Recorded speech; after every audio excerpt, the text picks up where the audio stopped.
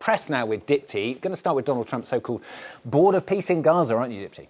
Yeah, that's right. Officially, that Board of Peace aims to oversee the ceasefire between Israel and Hamas in Gaza. That's what the New York Times reports. But in this article, which sort of explains that board a bit more, they say that he sent out letters of invitation to last week to historically close U.S. allies, but also countries like Russia and Belarus. The charter of the board indicates a desire, however, to get involved in many more conflicts than just the one in Gaza, which is why many critics see this board as really being set up to rival the UN, because Donald Trump, of course, has long railed against the UN as being an ineffectual body. So far, only a handful of countries have RSVP'd positively to that invitation. But as the Wall Street Journal says, there is also a catch. It's why it calls it Donald Trump's $1 billion a seat diplomacy club, because indeed countries could serve on the board for 3 years, but they could waive that time limit if they bring $1 billion in cash to the board. The Wall Street Journal saying that there's no real explanation about how these funds would be used or by whom. But of course, Donald Trump would have overriding powers to veto and revoke membership. Despite overseeing Gaza, the board does not have any Palestinian members yet. France has said it doesn't plan to join the board.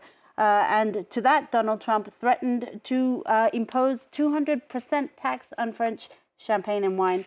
The Guardian's Owen Jones today writes in the paper that he calls it an appalling neo-colonialist project, and says that the fact that not one single seat is reserved for Palestinians shows that Donald Trump aims to play the role of Gaza's emperor.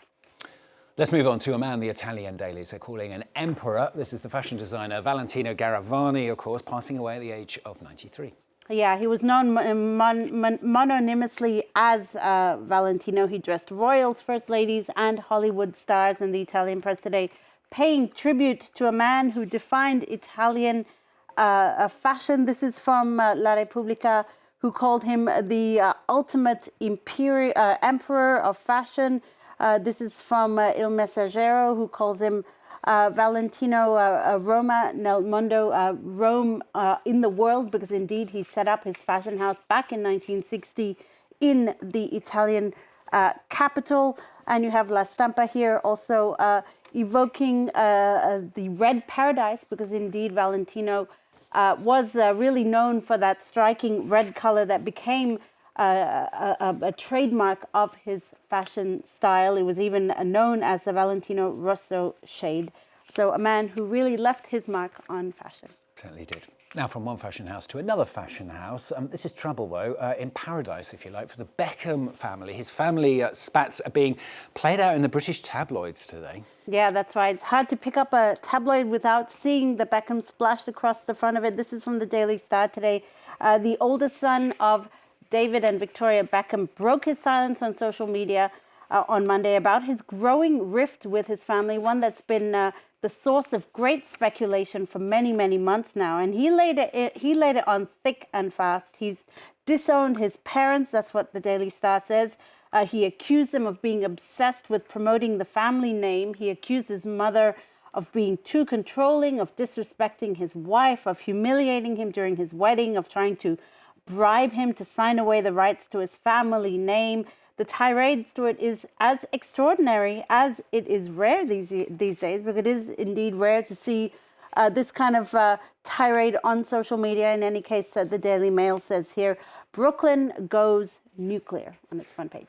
Wow, nastily put. Finally from Dipti, scientists astounded by a discovery about the intelligence of cows, apparently. Yeah, that's right. It is an utterly fascinating discovery, Stuart. You can thank Veronica, a beautiful brown cow living peacefully in the Austrian Alps, for her impressive and until now undocumented knack for using tools, as the Guardian notes in this article here. She was observed using a stick to scratch her back. Here she's using a broom, a tool, a sort of usage of tools that was really only previously documented in humans and chimpanzees. Researchers discovered she could also pick up a broom, as you see there, and use it and actually wield it according to the purpose of the task at hand. It's proof that cows are very intelligent creatures. So I guess you could say it's a really moving scientific discovery. Is that cow giving itself a pat on the back?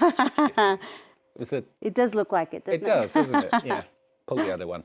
Diptyque Laurent there with the papers on France 24. Thanks very much.